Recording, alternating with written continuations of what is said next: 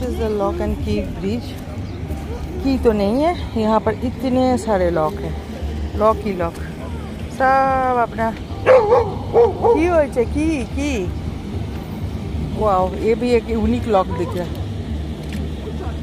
ये वाला ना एक राउंड, क्या वैराइटीज लॉक रखा है, कोई लव सिंबल वाला, कुछ ना कुछ, सब अलग अलग, सब अपना 2025 में ये बंदे ने आया था।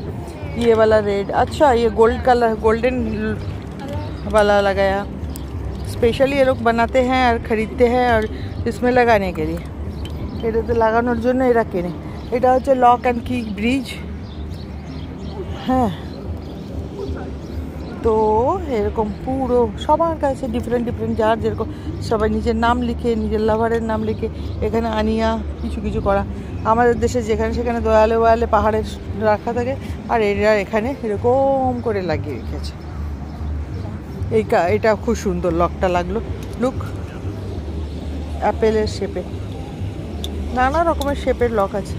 আচ্ছা, এখানেও একটা কেউ লাগিয়ে দিয়ে গেছে, পরে আবার আসবে কখনো, এসে ঘুরে ওরা দেখবে যে ওদের লকটা ঠিকঠাক আছে কিনা।